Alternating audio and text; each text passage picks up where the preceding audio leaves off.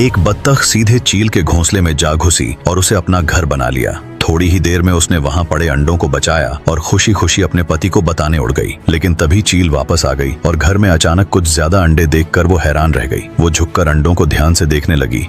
चील को यकीन नहीं हो रहा था कि कोई उसकी गैरहाजिरी में उसके ही घोंसले में घुस जाएगा। अब तक तो वो ही दूसरों के घोंसले लूटती थी, पर इस बार कोई उसके ही घर में घुस गया था। उसने फिलहाल कुछ नहीं किया और इंतजार करने का फैसला किया, लेकिन यही उसकी सबसे बड़ी गलती साबित हुई।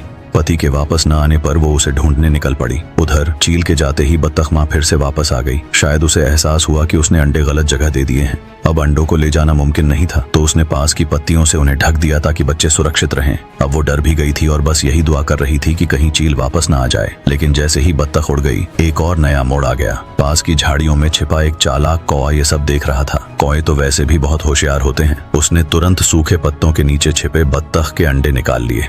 अंडे इतने ज्यादा थे कि सबको साथ ले जाना मुश्किल था, तो उन्होंने वहीं बैठकर दावत शुरू कर दी। चील के घोंसले में बैठकर खाना मतलब जान जोखिम में डालना। लेकिन वो सब मिलकर जल्दी ही सारे अंडे खत्म करके उड़ गए। थोड़ी देर बाद जब बत्तख माँ दोबारा लौटी तो सामने का नजारा देखकर उसका दिल दहल गया। घोंसला उजड़ चुका था और सारे अंडे गायब थे। अब वह अपने बच्चों का शोक मनाने के अलावा कुछ नहीं कर सकती थी। तो इस बेचारी बत्तख माँ के लिए एक लाइक जरूर करें।